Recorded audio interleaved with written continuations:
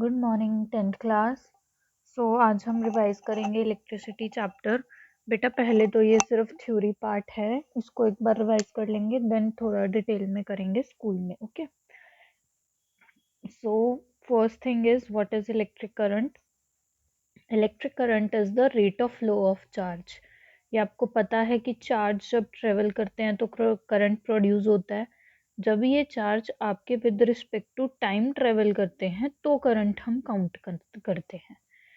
So current is denoted by symbol I, which is equal to Q by T. Q is the symbol of charge, T is the symbol of time. So I can say that for the flow of 1 ampere of charge, या हम कहें कि जब एक coulomb travel कर रहा है, एक कूलम चार्ज ट्रेवल कर रहा है तो उसके अंदर कितने इलेक्ट्रॉन्स होंगे? 6.25 इंटू 10⁻18 इलेक्ट्रॉन्स। मतलब 6.25 इंटू 10⁻18 इलेक्ट्रॉन्स के ट्रेवल करने से मुझे एक कूलम चार्ज मिलेगा, और उस एक कूलम के ट्रैवल करने से अगर वो 1 सेकेंड में ट्रैवल करता है तो 1 एम्पियर का करंट मिलेगा। सेकंड ये है कि चार्ज ट्रैवल क्यों करेगा? चार्ज ट्रैवल करेगा जब इलेक्ट्रिक पोटेंशियल जनरेट होगा। इलेक्ट्रिक पोटेंशियल होगा तभी चार्ज ट्रैवल करेगा, और जब चार्ज ट्रैवल करेगा तभी इलेक्ट्रिक करंट होगा। और जब इलेक्ट्रिक पोटेंशियल होगा तो चार्ज हमेशा फ्लो करेगा from higher potential to the lower potential. जहाँ पे ज़्यादा पोटेंशियल होगा वहाँ से कम पोटेंशियल वाली जगह पे। और अगर पोटेंशियल डिफरेंस नहीं है तो चार्ज भी ट्रैवल आपका नहीं करेगा। नेक्स्ट इज, अब ये जो पोटेंशियल डिफरेंस है इसको कौन बनाता है, इसको कौन क्रिएट करता है? वो करते हैं आपके सेल्स, बैटरी, ये सारे।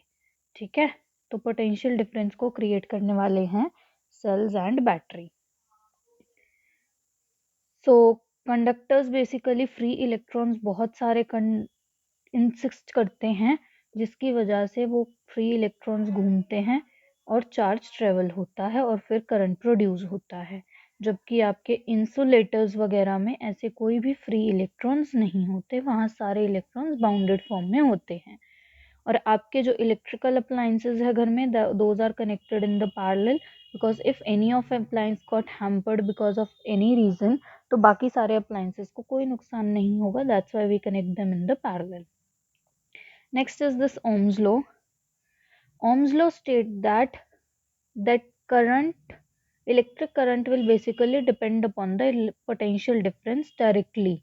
अगर पोटेंशियल डिफरेंस ज़्यादा होगा तो करंट ज़्यादा होगा, अगर पोटेंशियल डिफरेंस कम होगा तो करंट कम होगा। आप कभी ये नहीं बोल सकते कि current potential difference potential difference और करंट में तुम्हारा करंट चेंज करने पे पोटेंशियल डिफरेंस चेंज होगा, जबकि पोटेंशियल डिफरेंस चेंज करने से करंट चेंज होगा। ये मेन प्रॉपर्टी है पोटेंशियल डिफरेंस। फिर इलेक्ट्रिक करंट आती है। ठीक है, तो वही ओम्स लॉ में V is directly proportional to I आ जाएगा, और प्रोपोर्शनैलिटी के साइन को हटाएंगे तो R हमारा कांस्टेंट आ जाएगा। नेक्स्ट है आपका स्पेसिफिक रेजिस्टिविटी। रेजिस्टेंस से ही रेजिस्टिविटी प्रॉपर्टी है आपकी, which is basically resistance of the object having a unit cube. Okay, the volume, or you can say the area of cross section, is in unit 1. The unit of resistivity is ohm meter. ये हमने कितनी बार कर रखी है, आप just इसको याद कर लो। और जो फिलामेंट है वो बल्ब का टंगस्टन से बना होता है क्योंकि उसका हाई मेल्टिंग पॉइंट होता है। और नाइट्रोजन गैस वगैरह ये आपकी फिल्ड होती हैं बल्ब वगैरह में, ताकि जो बर्निंग है उसे हम अवॉइड कर सके, क्योंकि ये नॉन रिएक्टिव, आर्गन जो है नॉन रिएक्टिव है। जबकि फ्यूज जो है वो लो मेल्टिंग पॉइंट कंसिस्ट करता है, और it is connected in the series with the live wire. Okay, so next is electric power.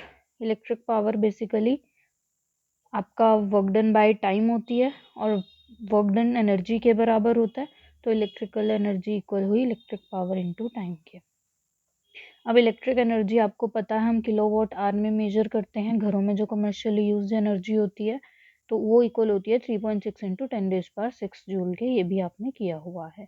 और जो हमारा practical unit of electrical energy है उसे बोर्ड ऑफ ट्रेड यूनिट भी कहा जाता है कमर्शियली, जिसे हम बेसिकली फॉलो करते हैं। और कुछ इंपॉर्टेंट डेफिनेशंस जो आपकी हैं, सबसे पहले electrical resistance. This is the basically the resist of the flow of the charges. Flow of charges को रोकने वाली कोई भी प्रॉपर्टी को इलेक्ट्रिकल रेजिस्टेंस बोला गया है। और रेजिस्टिविटी वो रेजिस्टेंस है जब कंडक्टर की लेंथ 1 मीटर होगी और area of cross section 1 metre square होगा, वो रेजिस्टिविटी हो गई। जो आपके अच्छे कंडक्टर्स होते हैं उनकी रेजिस्टिविटी कम होती है, जबकि आपके इंसुलेटर्स की रेजिस्टिविटी बहुत ज़्यादा होती है। पोटेंशियल डिफरेंस क्या है? It is basically a unit of work done which is used to move the unit positive charge from one point to another. Okay.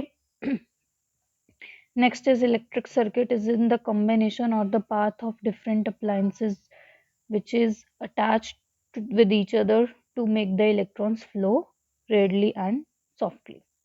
Next is हमारे जो रेजिस्टेंस है इसको प्रोड्यूस करने वाला रेजिस्टर होता है। रेजिस्टर्स को हम दो तरीके से लगाते हैं, in series and in parallel. Series में लगाते हैं तो हमारा जो फाइनल रेजिस्टेंस आता है वो R1 plus R2 plus R3 जितने लगा रहे हैं वो सीरीज में। अगर हम पैरेलल लगा रहे हैं तो पैरेलल में हमारा 1/R1 plus 1/R2 plus 1/R3 का सम। सीरीज में हमारा करंट सेम रहता है, पोटेंशियल डिफरेंस डिफरेंट रहता है। पैरेलल में हमारा करंट डिफरेंट रहता है और पोटेंशियल डिफरेंस सेम रहता है। फिर आता है हमारा जूल्स लॉ ऑफ हीटिंग या heating effect of electric current. यहाँ पे ये कहा गया है कि heating effect of electric current, यहाँ पे हीटिंग इफेक्ट के लिए आपका ये जूल्स लॉ ऑफ हीटिंग ये आ जाएगा, H is equal to I square RT के बराबर। फर्दर इलेक्ट्रिकल एनर्जी वही पावर वाले फॉर्मूले से आप यहाँ पे फॉर्मूले निकाल लेंगे सारे, ये आपने कर रखा। और लास्ट में इलेक्ट्रिक पावर, ये दोनों इंटर रिलेटेड है, ये आ गया तो ये आ जाएगा, ये आ गया तो ये आ जाएगा। तो ये आपका एक जनरल सी थ्योरी हो गई इलेक्ट्रिसिटी चैप्टर की। न्यूमेरिकल जिसके रह गए वो हम बाद में डिस्कस करेंगे क्लास में। This is all for today, thank you so much.